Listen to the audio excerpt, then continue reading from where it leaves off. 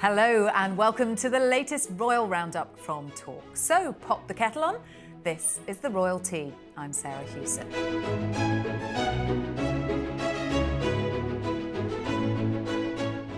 Coming up on today's show, senior royals join D-Day veterans to mark the 80th anniversary of the Normandy landings. Plus, is Prince Andrew really stuck watching TV in a darkened room at Royal Lodge? And Princess Lilibet turns 3.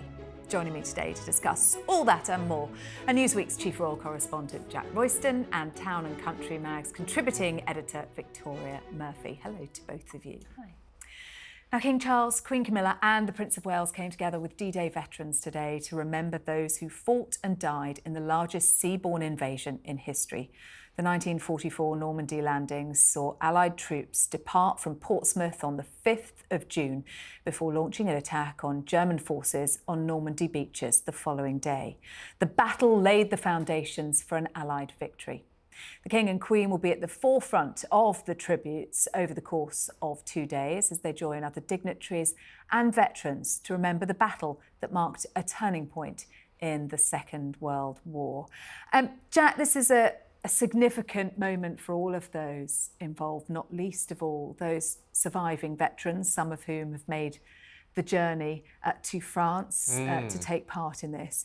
But also the biggest event that we've seen the King take part in since his cancer diagnosis. Absolutely, and today he's been in Portsmouth, and it's probably worth mentioning that actually we're getting to a point where some of these guys are so old that they're not all able to go to Normandy, which makes Portsmouth so important. So the King and the Queen and Prince William started there, and for some people who actually went in the landings, fought in this battle, that is what they will see.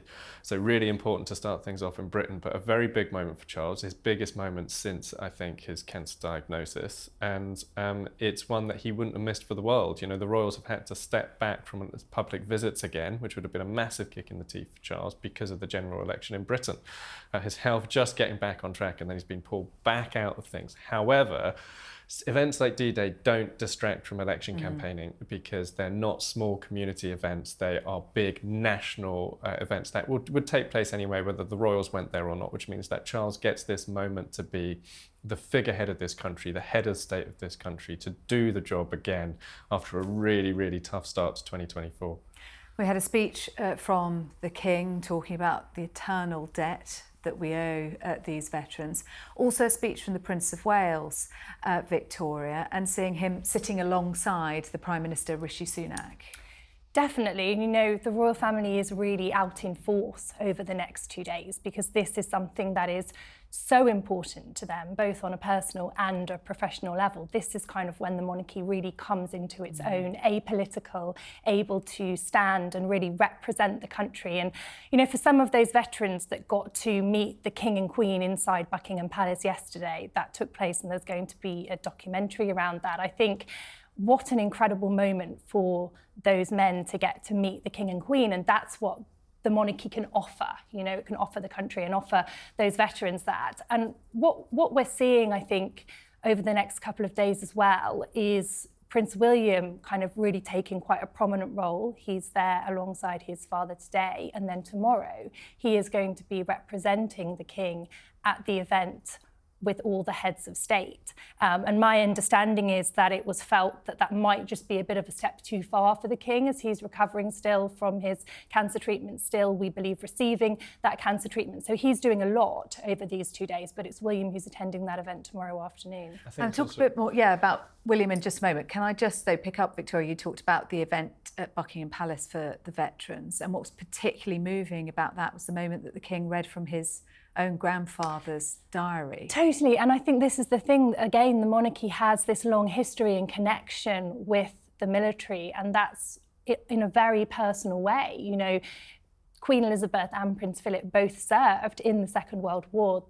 The veterans absolutely took them very much to their hearts, and so we have now King Charles sort of, I think, able to kind of draw from that and draw from the experience of his grandfather and of his mother and of his father. And that's sort of what he brings when he talks to these veterans as well.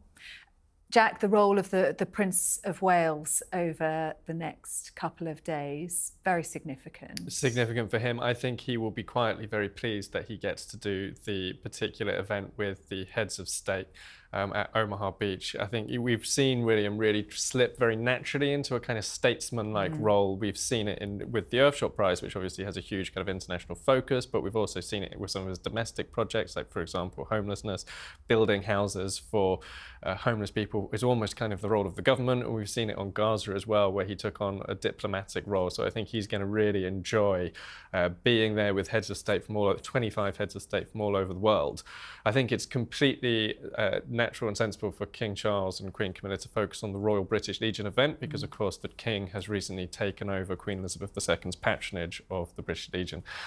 So that makes total sense, and it will be hugely important for him as well, because this is the first moment, really, I think, since he got that patronage where he gets to properly walk in his mother's footsteps and actually play a very significant role for what is a fantastic, fantastic organisation.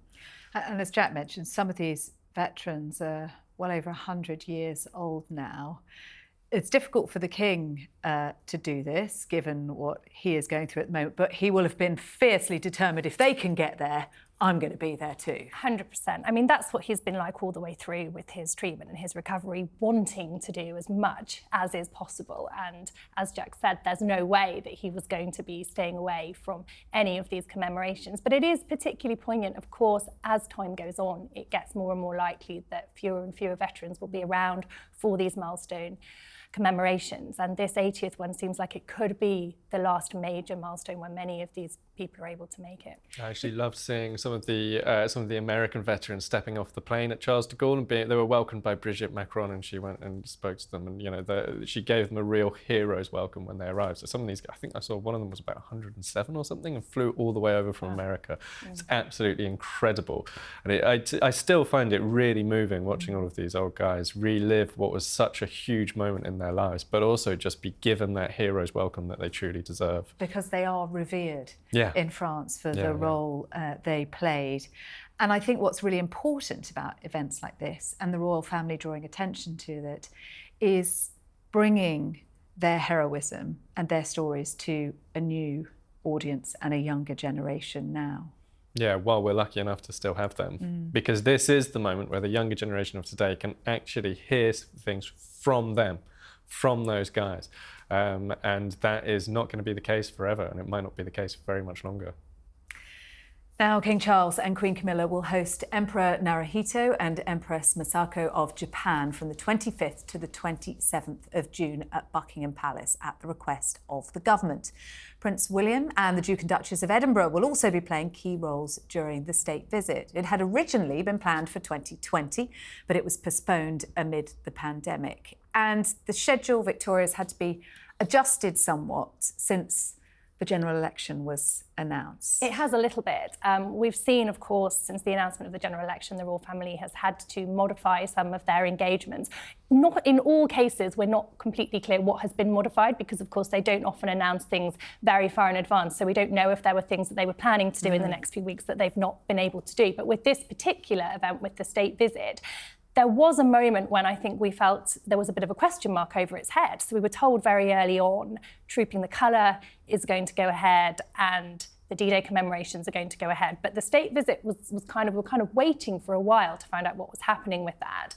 And now we know it's going ahead, but with a lot of the political elements taken out. So what we would normally see on a state visit is obviously the Prime Minister playing quite a key role, hosting meetings, and perhaps the visiting head of state would make a speech inside the Houses of Parliament. And those things are not happening because, of course, everything has changed because of the general election.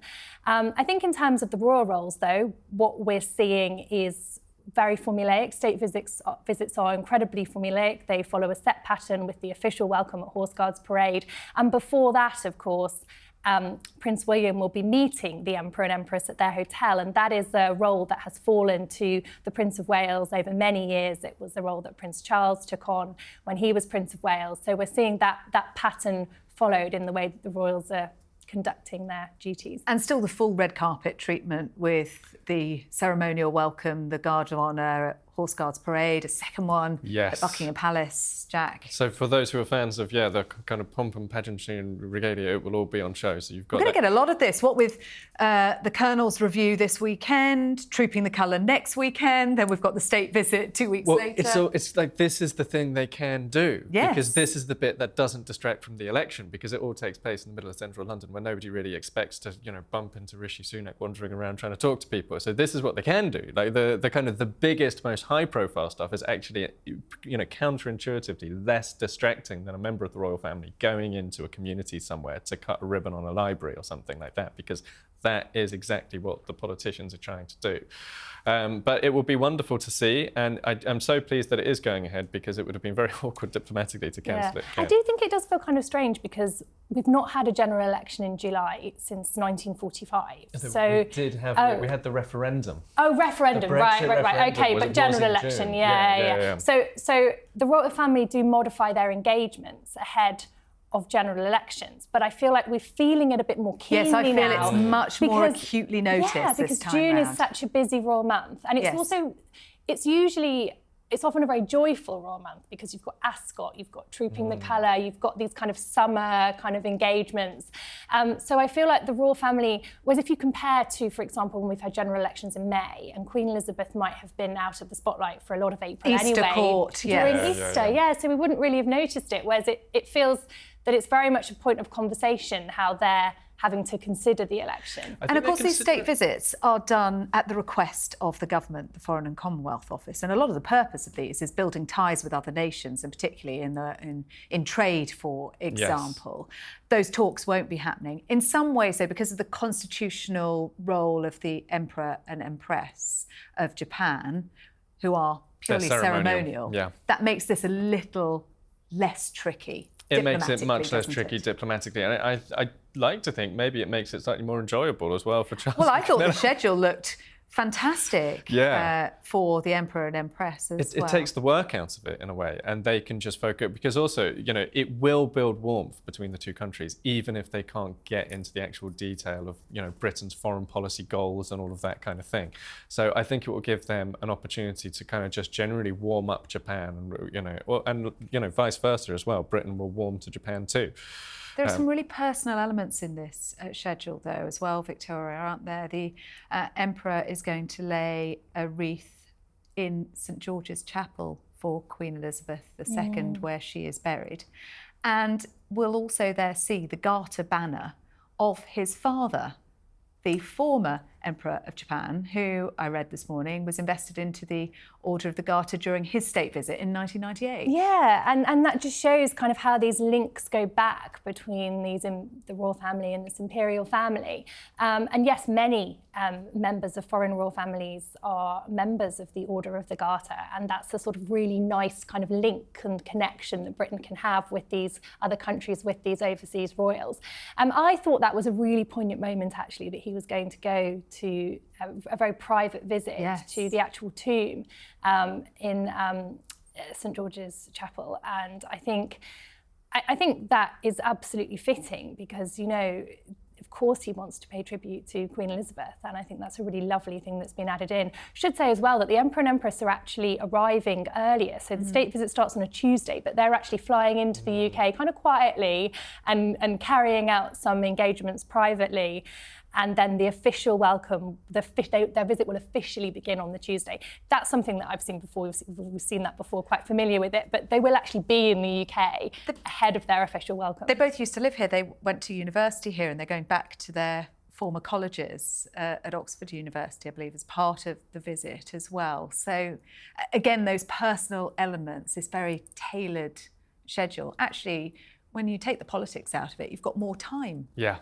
Absolutely. I think they will have a wonderful time here, and I think that they will take that back to Japan. So even if the politicians feel like maybe they could have achieved certain goals that they won't get to address, I think the fact that the Emperor and Empress have come here, seen their old colleges, done these wonderful things, had this moment laying the wreath for the Queen Elizabeth II, inspected the Garter banner, I think they'll go back to Japan feeling very warm to Britain in a way that probably if it had been more work, they wouldn't have had that genuine, authentic, positive experience to the same extent. I wonder, Victoria, the Emperor is also laying a wreath at the tomb of the unknown warrior in Westminster Abbey, and we see this a lot during these big set-piece events. But then to go to St George's Chapel and to be laying a wreath on the tomb of Queen Elizabeth II, whether this is actually something that might become a more regular part of these big state visits, that other leaders may wish to honour her. That's a very interesting point, because she was an incredibly unique leader. You know, she was Britain's longest ever serving monarch. She met so many people so many times, you know, so many leaders of other countries, and also particularly in the case of foreign royals, their family members, their ancestors had this incredible connection with her. And so you can see how that could happen, and it's a reminder of we have a very unique situation with having a royal family, because it's not the kind of thing that you would get with an elected head of state. It wouldn't be applicable, it wouldn't make sense in that way. So actually the unique relationships that she was able to form, because she was head of state for so long and was able to develop those relationships over time with so many people from around the world, has created that situation. Now, the Duchess of York has opened up about how she and the royal family are supporting each other through their health crises. Sarah Ferguson has revealed how family unity is key to getting through the tough times. Now, she's been talking ahead of the publication of the paperback version of her book, Jack, and she's also praised Catherine, the Princess of Wales, for her courage and bravery in that extraordinary video that she made. Yes, indeed, and obviously huge amount of bravery that took from Kate. I think it's great that Sarah Ferguson feels that she can talk about that connection with Kate. Obviously, they have a shared experience, and you know, it's no doubt been very difficult for both of them. I think Sarah, having gone through, this is the second cancer diagnosis, and hopefully she will have been able to reassure Kate that you know, you don't have to feel like this is, you know, the end of the world. And Sarah also spoke about how important her daughters have been to her, I think, as well, in supporting her during this whole experience. And one thing she said that was interesting is that she has always been incredibly blunt and honest with them about her prognosis. And it must just be so much easier, I suppose, for her, with Beatrice and Eugenie both being adults, to be able to have that incredibly frank conversation. Whereas obviously Kate was, you know, talking to much younger children, had a much tougher time, I think, trying to work out what she could say to them and what she had to kind of hold back a little bit. With what has been going on with the health of the royal family, we're seeing Sarah Ferguson and the King in particular really stepping up in terms of the public awareness campaigns around cancer. The King as patron of cancer research, for example, and cancer now we're seeing added into, you know, one of his key priorities. And Sarah Ferguson likewise doing so much to try and raise awareness of the importance of early diagnosis, for example. And that's very powerful, isn't it? Yeah, I mean, what I thought about the interview, I thought it was a really nice interview. Talking about family unity was really nice to say. I did think that she spoke in very vague terms, and that absolutely... She's very good at doing that, yes. Actually, isn't she? Yes. I mean, that's absolutely what we would expect from members of the royal family. Even those who, like Sarah Ferguson, are quite comfortable with sometimes doing interviews, they're always very careful about what they say. And that's obviously deliberate. She's not going to give away any secrets about anyone's treatment. But I also think there's a very strong likelihood that she doesn't have any information to give away. Yes. I think the circle of trust when it comes to the King and to the Princess of Wales treatment is very, very, very small. Yes. And so I think that what she was saying, and that what she was saying in that interview kind of reinforced that for me when I read it, is there is this very tiny circle of trust, and very few people know what's really going on. That's exactly the way that they want it to stay. And when they're ready to talk about something publicly, they will. But until then, there's a very fierce protectiveness, and rightly so, over maintaining that privacy. Well, let's talk about something a little happier, shall we? The society wedding of the year between the Duke of Westminster and Olivia Henson. It is taking place at Chester Cathedral this Friday. Hugh Grosvenor is one of the richest men in the UK, with a net worth of more than £10 billion, according to the 2024 Sunday Times Rich List, and was once considered the country's most eligible bachelor. But he will officially be off the market on the 7th of June when he ties the knot with Olivia in a lavish ceremony where Prince William is set to play a key role. He is going to be an usher Jack at the wedding. We don't yet know whether Prince George will play a part at all, perhaps unlikely. He is the godson of the Duke of Westminster, yes, but Prince Harry not going to be there. Prince Harry's not going to be there. I mean, he, I think, would probably have had some reasons why he might not have been too disappointed about that. The kind of official take on it is that he stepped back in order to allow William to perform this role because he doesn't want there to be kind of, you know, bad blood or a big cloud over the whole occasion caused by his rift with William. On the other hand, though, he wouldn't be offered police protection, I'm sure, for this event, and he would have had to have flown all the way over from America. But I think one thing that's really struck me about it is that I think it's sad that it's got to a point where we're not even talking about it in terms that this could have been an opportunity to heal their relationship. Like, we just don't think on any level that that's going to happen. We just think about the problems it would cause if they're both in the same room. We just think about the problems, yeah. I mean, even if you go back a couple of years post-Oprah, when they had that meeting at Prince Philip's funeral, it really did at that point feel like there was still a possibility that peace would reign. But now I think the relationship is so far, so badly damaged that there's, you know, nobody imagines that if Harry went to that wedding, it would cause an opportunity for them to heal. I agree. It felt like Spare was a real kind of turning point, really, when that book came out. I think that was quite a big moment, because before that, as you say, we'd had Prince Philip's funeral, and we'd also had the unveiling of the memorial to Princess Diana, and that had felt like a bit of a glimmer of hope, really, that moment, because they both attended and there was a kind of a glimmer of old times, really. But put everything else to one side in memory of their mother and for the greater good. Yeah. But you, Victoria, have the inside scoop on this wedding, the wedding of the year, because you've been up to Chester and you have met the couple themselves. I have met them, yes. So they did a day of public events in Chester, which was exactly a month ahead of the wedding. And, you know, they're not a public couple in the sense that they don't have public roles, but because they knew there was going to be such a huge amount of interest in this wedding, and because he does have a charitable foundation and he does do some work around that publicly, they sort of held this. It was quite strange because obviously covering the royal family, you get used to this formula of royal visits, and it was like that, but just everything on a much, much smaller scale. So there was no bowing, there was no crowds or anything that you would get with the royal family, but there was still that kind of lineup of people meeting them. And they went round and they looked at projects that the Westminster Foundation funds, and I had the opportunity to have a little chat with them afterwards about, I was chatting with him about sort of his feelings about what he hopes to do with this, what he's done so far with his dukedom and what he's thinking about the future with his foundation, but also did, you know, ask them a little bit about being excited about the wedding, which of course they are.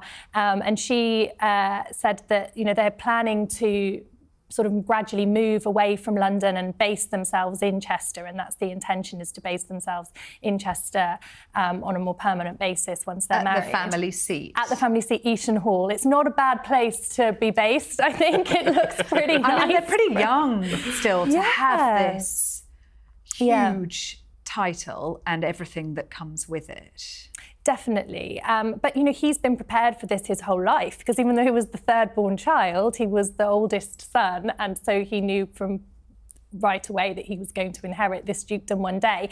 And what I would say is, I'm not just saying this because I met them and spoke to them, but he was really, really nice. They were a really nice couple. And I kind of thought, you know, if you're going to get someone who's got this incredible, you know, just been landed with this incredible amount of money, I think, you know, the family really have done a very good job of turning him into someone who seems very grounded, who does have a very strong sense of responsibility about how he wants to use his position and his fortune.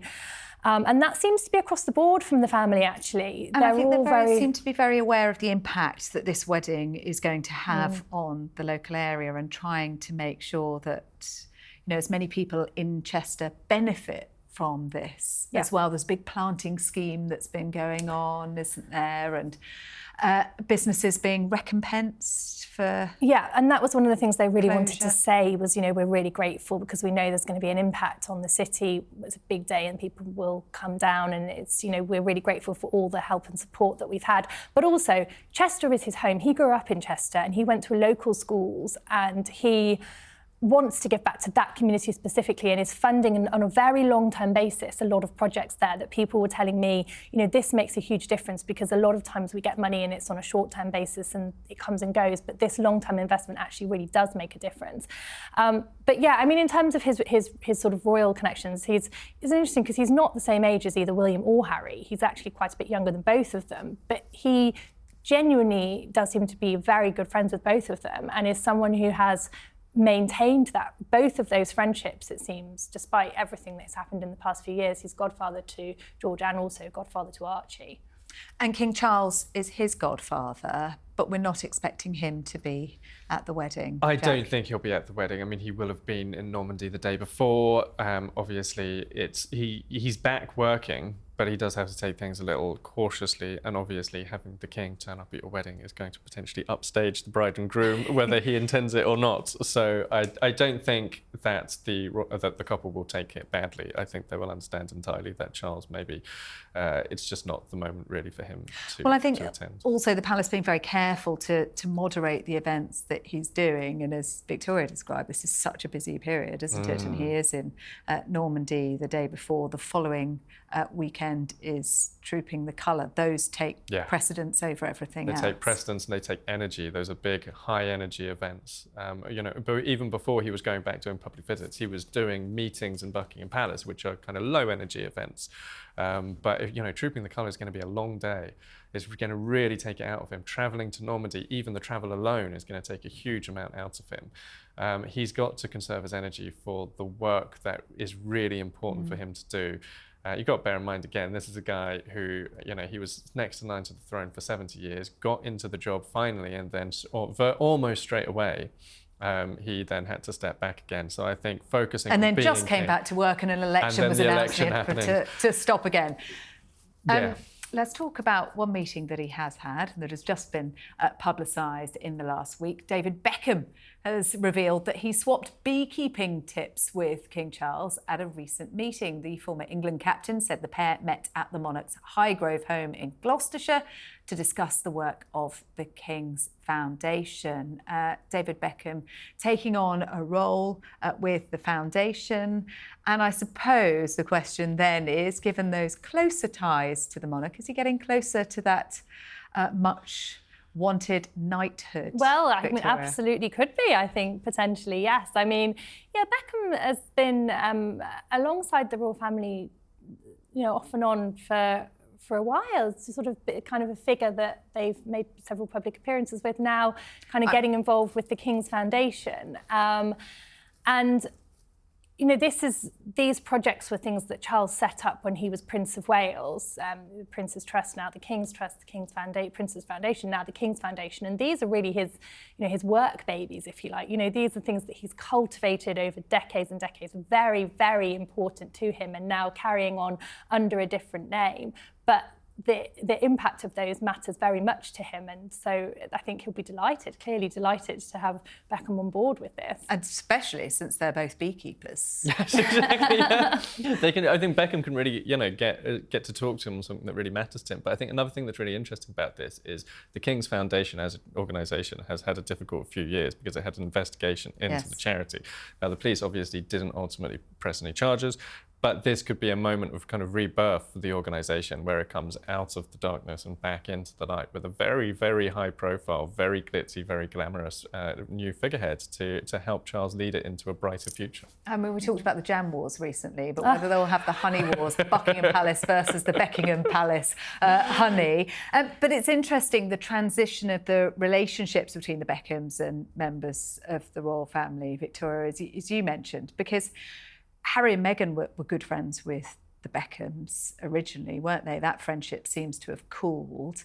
And then the relationship between William and David Beckham, of course, through the FA, and now the King. I mean, I think you always have to be careful of assuming that you know about what is going on behind closed doors in terms of how close they are. These are all people who are very adept at managing the public eye and who have lived with the perils and the pitfalls of the public eye for a long time. So I think there's clearly a fondness there, and there's clearly an ongoing relationship of some kind, certainly professionally. I don't know how deep it goes in terms of on a real kind of personal level, but yeah, certainly a definite fondness, definite connection. I hope David Beckham gets his knighthood. He clearly wants it so badly, and I find that endearing. Me too.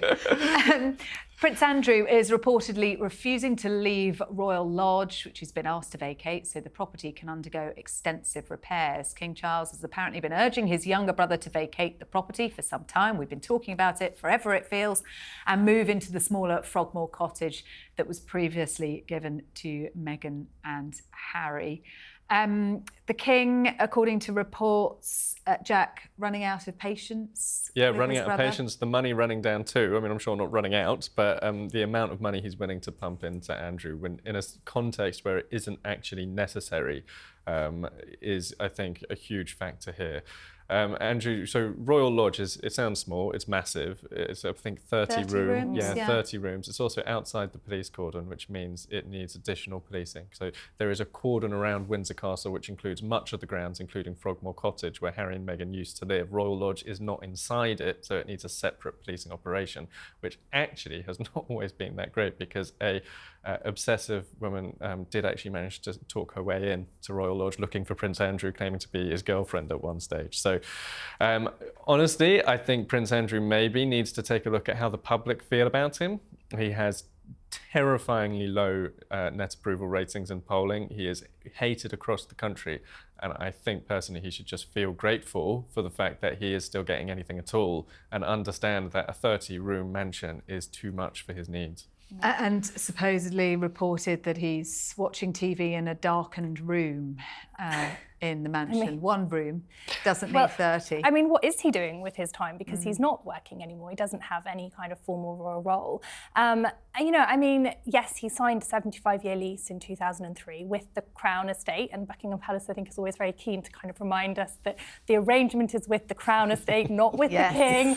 I absolutely don't think that Charles wants to push Andrew out, or technically couldn't, but of course I think people are sort of looking around thinking, you know, is Andrew going to read the room? Is he going to see that this is excessive and unnecessary? When he signed the lease in 2003, the circumstances were very different. He was then working royal, and he isn't now. And we've seen pictures of it, Victoria, haven't we, where it does need a heck of a lot of work. Well, the agreement in the lease was that he would get this lease, that he needed to pay for this maintenance work. So that's the thing that is going to potentially become a sticking point for him. But yeah, I mean, I think the interesting thing, you're talking about the public opinion, it's absolutely correct. The public, his ratings are terrible, understandably so with the public. But what we saw in 2019 when he stepped back because of that Newsnight interview was the court of public opinion really just coming forward and saying, you know, it was so obvious that nobody would stand for him continuing in the public eye at that point.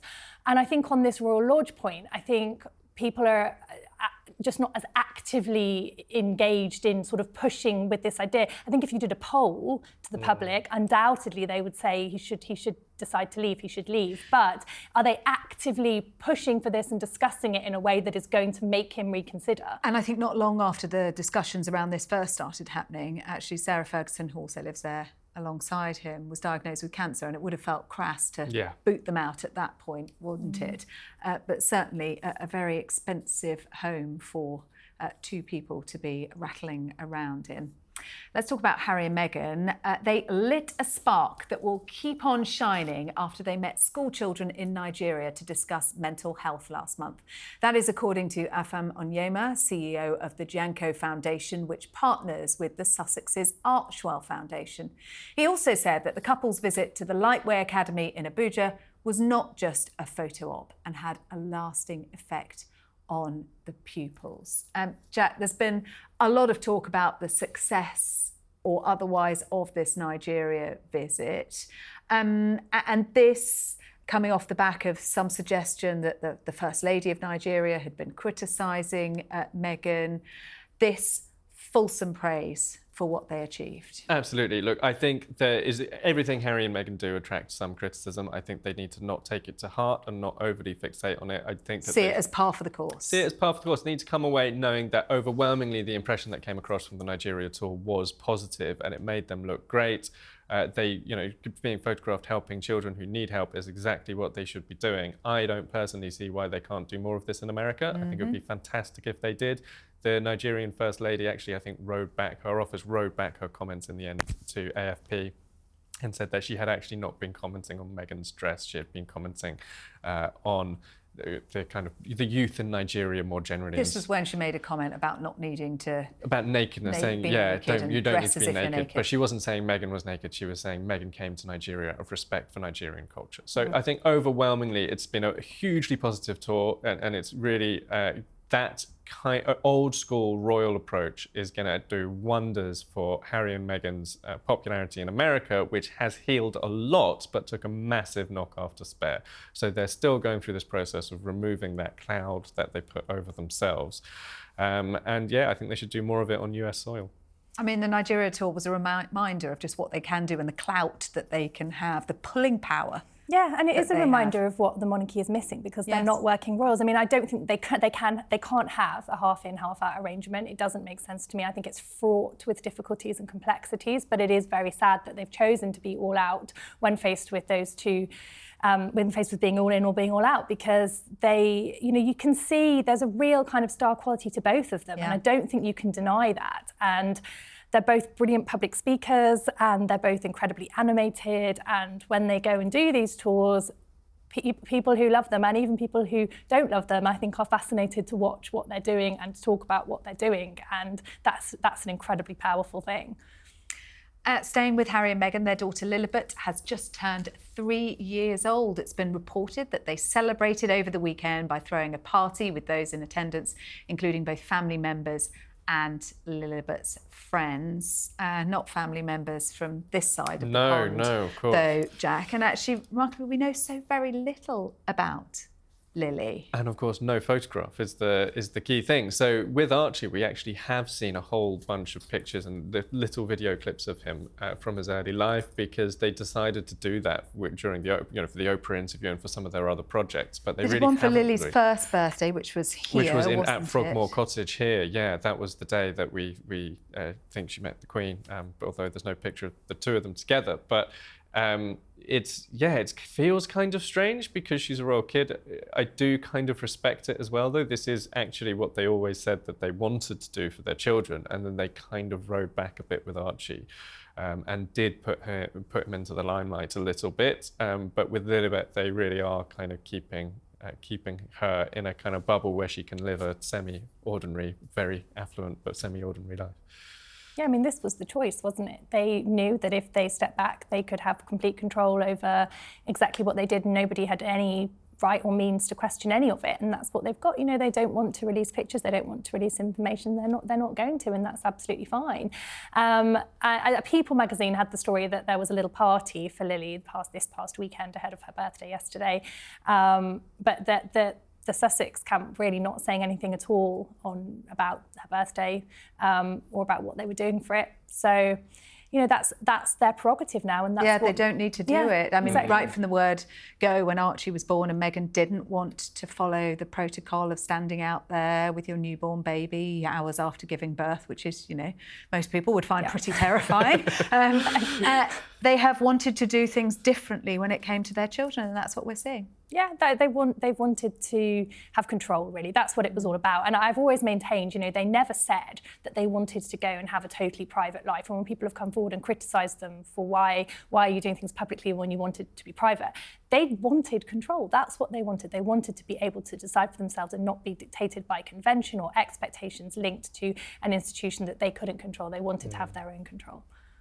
Before we go, the first banknotes with the portrait of King Charles on them have entered circulation today. You'll still be able to spend the previous notes, which have Queen Elizabeth II's portrait on them, but King Charles is slowly coming into circulation. Jack, they're going to be pretty rare for the beginning. For a long time. But keep your eyes peeled. Basically, from now, you might see one. Who knows? I saw some of them today. Unfortunately, didn't get to leave with any. They look great, I think. You know, Charles, when he was showing them back in April, seemed to appreciate the appearance of the other people on the notes more than himself. He kind of didn't say... It must be strange, mustn't it? It must be very strange, yeah. Although I don't know whether he's like his mother and never actually has any money anyway, so he won't be handling them himself. He won't be handling them, no. Someone else will be doing that for him. Yeah. But do let us know in the comments if you've managed to get hold of one yet. My thanks to Jack and Victoria for joining us on this week's episode of The Royalty. That is all we've got time for this week. We will be back next week, of course, with all of the latest on the royal family. We hope you can join us. We'll see you then.